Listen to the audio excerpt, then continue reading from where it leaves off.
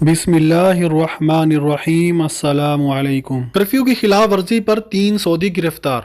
ریاض police نے curfew کی خلاف ورزی کرنے والے 3 سعودیوں کو گرفتار کیا ہے۔ ملزمان چیک پوسٹ پر متعین پولیس اہلکاروں سے بچ کر بھاگنے کی کوشش کر رہے تھے۔ گاڑی سے نشہ آور اشیاء بھی برآمد کر لی گئی۔ سعودی خبر رساں ایجنسی ایس پی اے کے مطابق ریاض پولیس کے ترجمان کرنل شاکر التویجری نے بتایا کہ کرفیو کے اوقات میں پولیس اہلکاروں نے ایک گاڑی جس میں 3 افراد سوار تھے کو روکنے کا اشارہ کیا، مگر ڈرائیور نے گاڑی روکنے کے بجائے رفتار بڑھا دی اور فرار ہو کر بھاگنے کی کوشش کی، جس پر وہاں موجود پولیس موبائل نائن ان کا تعقب کر کے انہیں رکنے پر مجبور کر دیا۔ ملزمان کی گاڑی کی تلاشی لینے پر اس میں سے 334 نشہ آور گولیاں اور چرس کی 6 سٹکس برآمد کر لی۔ ملزمان کے خلاف کرفیو اوقات کی خلاف ورزی کرنے، منشیات رکھنے اور اہلکاروں سے فرار ہونے کی کوشش کرنے کا مقدمہ درج کر کے انہیں محکمہ پروسیکیوشن جنرل کے حوالے کر دیا گیا، جہاں ان کا چالان مکمل کر کے عدالت میں پیش کیا جائے گا۔ تبوک سے افغان شہریوں کی واپسی۔ سعودی عرب کے شہر تبوک سے طیارہ افغان شہریوں کو لے کر افغانستان کے لیے روانہ ہو گیا۔ یاد رہے کہ سعودی حکومت نے مملکت میں مقیم غیر ملکیوں کی وطن واپسی کے لیے اودا کے نام سے خصوصی پروگرام جاری کیا ہے۔ اسی کے تحت طیارہ تبوک سے افغانستان بھیجا گیا ہے۔ اخبار 24 کے مطابق سعودی محکمہ پاسپورٹ نے تبوک کے شہزادہ سلطان بن عبدالعزیز ایئرپورٹ پر افغان شہریوں کی واپسی سے متعلق امیگریشن کی کارروائی کے مناظر پر مشتمل ایک ویڈیو کلپ جاری کی۔ ویڈیو میں دیکھا جا سکتا ہے کہ محکمہ پاسپورٹ کے اہلکار افغان شہریوں کی امیگریشن کی کارروائی کر رہے ہیں اور کورونا کو پھیلنے سے روکنے کے لیے حفاظتی تدابیر کا بھی اہتمام کر رہے ہیں۔ یاد رہے کہ سعودی عرب میں مقیم و غیر ملکی جو خروج عہدہ، ایگزٹ، ری انٹری یا خروج نہائی فائنل ایگزٹ پر جانا چاہتے ہیں اور ہر طرح کے وزٹ ویزوں اور سیاحتی ویزوں پر آئے ہوئے ہیں، غیر ملکیوں کی وطن واپسی کے لیے اودا کے نام سے ہنگامی پروگرام شروع کیا گیا ہے۔ وطن واپسی کے خواہش مند غیر ملکیوں کو ابشر کے ذریعے درخواست دینے کی ہدایت کی گئی ہے۔ آئندہ مرحلے میں صحت یاب افراد کی تعداد بڑھے گی۔ وزارت صحت کے ترجمان ڈاکٹر محمد عبدالعالی نے توقع ظاہر کی ہے کہ آنے والا مرحلہ امید افزا ہوگا۔ متاثرین کی تعداد میں مسلسل کمی اور شفا پانے والوں کی تعداد میں اضافہ ہوگا۔ اخبار 24 کے مطابق عبدالعالی نے نئے کورونا وائرس کی نئی صورتحال پر منعقدہ پریس کانفرنس کے دوران اس اعتماد کا اظہار کیا کہ آنے والے مرحلے میں صحت پانے والوں کی تعداد زیادہ جبکہ متاثرین کی تعداد کم ہوگی۔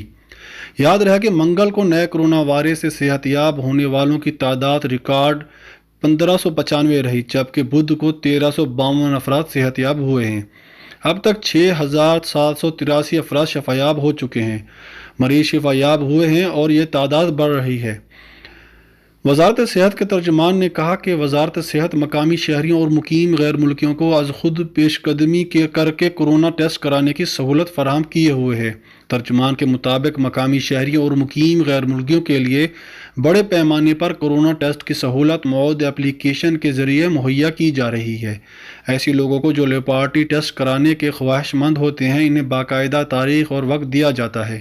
یہ سہولت ان لوگوں کے لیے ہے جن میں کورونا کی علامتیں نہیں ہوتیں۔ ترجمان وزارت صحت نے مزید کہا کہ رضاکارانہ کورونا ٹیسٹ اپنی مرضی پر ہے، یہ لازمی نہیں ہے۔ اگر کسی شخص کو مواد ایپلیکیشن کے ذریعے ٹیسٹ کی تاریخ، وقت اور جگہ بتا دی گئی ہو تو اسے حق ہے کہ وہ مقررہ تاریخ پر لیبارٹری جا کر اپنا ٹیسٹ کرا لے۔ اگر اس کا ارادہ بدل گیا ہو تو وہ اس سے کسی دوسرے شخص کو فائدہ اٹھانے کا موقع دے سکتا ہے۔ سعودی کابینہ کا کورونا کے خلاف مشترکہ عالمی جدوجہد پر زور۔ سعودی کابینہ نے کورونا وائرس سے متعلق تازہ ترین ملکی اور بین الاقوامی صورتحال کا جائزہ لیا ہے۔ خادم الحرمین شریفین شاہ سلمان بن عبدالعزیز کی صدارت میں سعودی کابینہ کا ویڈیو اجلاس ہوا، جس میں متعدد اہم فیصلے کیے گئے۔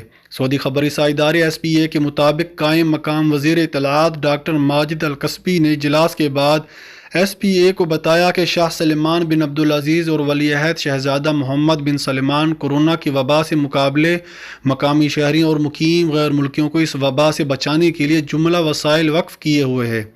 انہوں نے کہا کہ آئندہ بھی کورونا وبا سے نمٹنے کے لیے مطلوبہ خدمات فراہم کرنے کے سلسلے میں پرعزم ہیں۔ وبا سے متعلق مشترکہ عالمی جدوجہد کو اہم اور ضروری سمجھتے ہیں۔ سعودی کابینہ نے مسئلہ فلسطین سے متعلق عرب وزرائے خارجہ کے آن لائن اجلاس کے سامنے سامنے اپنے غیر متنازل موقف کا اعادہ کیا اور کہا کہ مسئلہ فلسطین سعودی عرب کا پہلا مسئلہ تھا، ہے اور رہے گا۔ مدینہ میں 628 ملین ریال کے صحت منصوبوں کا افتتاح۔ مدینہ منورہ کے گورنر شہزادہ فیصل بن سلمان نے ورچوئل کال کے ذریعے مدینہ منورہ ریجن کے لیے 628 ملین ریال کی لاگت سے تیار کیے جانے والے صحت منصوبوں کا افتتاح کیا ہے۔ عرب نیوز کے مطابق شہزادہ فیصل بن سلمان نے اس موقع پر کہا ہے کہ صحت کے شعبے کو خادم الحرمین شریفین شاہ سلمان بن عبدالعزیز کی حکومت کی مکمل تائید اور تعاون حاصل ہے۔ ان صحت منصوبوں سے شہریوں کے لیے معیاری صحت اور مزید دیکھ بھال کو یقینی بنانے کے لیے تیزی سے ترقی ملے گی۔ گورنر مدینہ شہزادہ فیصل بن سلمان نے تارکین وطن کارکنوں کے رہائشی مسائل حل کرنے کے لیے بھی کئی اقدامات اٹھائے ہیں۔ ان منصوبوں کے تحت آئندہ 3 ماہ کے اندر 3 بڑے پروجیکٹ مکمل ہو جائیں گے، جس کے بعد تارکین وطن مزدوروں کے 40% رہائشی مسائل ختم ہو جائیں گے۔ احتیاطی تدابیر کی خلاف ورزی مملکت سے بے دخلی ہو سکتی ہے۔ سعودی وزارت داخلہ نے کورونا وبا سے نمٹنے کے لیے مقرر حفاظتی اقدامات اور انتظامات کی خلاف ورزی کرنے والوں کے لیے سزائیں اور سرزنش کے ضابطے مقرر کیے ہیں۔ العربیہ نیٹ کے مطابق وزارت داخلہ کے عہدیدار نے منگل کو بیان جاری کر کے خلاف ورزیوں اور ان کی سزاؤں کی جو تفصیلات بیان کی ہیں، ان میں قید و جرمانے کے علاوہ مملکت سے بے دخلی شامل ہیں۔ وزارت داخلہ کے بیان میں کہا گیا کہ اگر مقرر کردہ ضابطوں میں سے کسی ایک کی خلاف ورزی کرنے والا مملکت میں مقیم غیر ملکی ہوگا تو اسے سعودی عرب سے بے دخل کر دیا جائے گا اور سزا کاٹنے کے بعد اسے بلیک لسٹ کر دیا جائے گا۔ خلاف ورزیوں میں سے کسی ایک پر مقرر سزا لاگو کرنے سے کوئی اور شرعی یا قانونی سزا متاثر نہیں ہوگی۔ بیان کے مطابق جرمانے کی سزاؤں، ادارہ بند کرنے اور بے دخلی کی سزا کا فیصلہ وزیر داخلہ کریں گے یا وہ عہدیدار کرے گا جس کا وہ اسے اختیار تفویض کریں گے۔ سزاؤں کا اعلان ہر علاقے میں ہر روز کیا جائے گا۔ کورونا کے حفاظتی اقدامات یا احتیاطی انتظامات کی خلاف ورزی کرنے والے کو سزا دلانے کا معاملہ پبلک پروسیکیوشن کو بھیجا جائے گا، جہاں سے خلاف ورزی کرنے والے کے خلاف ضروری قانونی کارروائی عمل میں لائی جائے گی۔ وزیر انصاف ایک یا اس سے زیادہ کمیٹی داد رسی کے لیے تشکیل دیں گے۔ کمیٹی سعودی قوانین اور شرعی امور کے 3 ماہرین پر مشتمل ہوگی۔ وزارت داخلہ نے بیان میں یہ بھی کہا کہ یہ کمیٹی ادارہ بند کرنے کی سزا یا جرمانے کی سزا کے فیصلوں کے خلاف انصاف طلب کرنے والوں کی درخواستیں نمٹائے گی۔ نیوم سٹی کے لیے 6000 سعودی نوجوانوں کی تربیت۔ سعودی عرب میں نیوم کمپنی نے دنیا کے سب سے بڑے سیاحتی، سائنسی، تعمیراتی اور ترقیاتی منصوبے کے لیے کئی اقدامات کا اعلان کیا ہے۔ 6000 سے زیادہ نوجوانوں کو آئندہ 5 برس تک تکنیکی مہارت منصوبے نافذ کرنے اور چلانے میں کام آنے والی معلومات کی تربیت دی جائے گی۔ العربیہ نیٹ کے مطابق منصوبے کے مختلف پروگراموں پر عمل درآمد کرنے کے لیے سعودی نوجوان تیار کیے جائیں گے۔ یہ نوجوان نیوم منصوبے میں کلیدی کردار ادا کریں گے۔ نیوم منصوبہ پوری دنیا میں اپنی نوعیت کا سب سے بڑا ہے۔ پروگرام کے مطابق پہلے سال 1000 نوجوانوں کو سیاحت، ہوٹلنگ اور سائبر سیکیورٹی کے شعبوں میں شریک کیا جائے گا۔ نیوم اکیڈمی میں، جس کا اعلان جنوری 2020 میں کیا گیا تھا، سعودی نوجوانوں کو تربیت دی جائے گی۔ تبوک ریجن کے باشندوں کو ترجیحی بنیادوں پر لیا جائے گا۔ نیوم کمپنی کے چیئرمین انجینئر نظمی النصر نے بتایا کہ تبوک کے ہزاروں نوجوان نیوم کے معمار بنیں گے۔ آس پاس کے علاقوں کے باشندوں کو بھی شامل کیا جائے گا، تاہم ترجیح تبوک کے رہائشیوں کو دی جائے گی۔ یاد رہے کہ نیوم پروفیشنل ڈپلومہ برائے روزگار کمپنی کے متعدد پروگراموں میں سے ایک ہے۔ اس سے قبل سعودی اور بیرون جامعات میں تعلیم و تربیت کے لیے اسکالرشپ پروگرام، جبکہ نیوم کے باشندوں کے لیے انگریزی کی تعلیم کا سمر پروگرام بھی جاری کیا جا چکا ہے۔ کعبہ کا قدیم پورٹریٹ وائرل، حقیقت کیا؟ سعودی عرب میں کنگ عبدالعزیز اکیڈمی نے سوشل میڈیا پر وائرل مسجد الحرام کے قدیم پورٹریٹ ہونے کے دعوے کو مسترد کر دیا ہے۔ پورٹریٹ میں خانہ کعبہ اور اس کے اطراف واقع مقامات کو دکھایا گیا ہے۔ اخبار 24 کے مطابق کنگ عبدالعزیز اکیڈمی کو مقدس شہروں مکہ مکرمہ، مدینہ منورہ، مساجد اور خانہ کعبہ کی تاریخ کے حوالے سے معتبر ترین ادارہ مانا جاتا ہے۔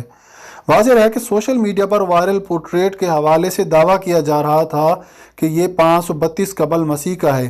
یہ بھی دعویٰ کیا جا رہا تھا کہ یونانی مورخ ہیروتوت نے یہ پورٹریٹ 2552 برس قبل تیار کیا تھا۔ کنگ عبدالعزیز اکیڈمی نے اس دعوے کو مسترد کر دیا۔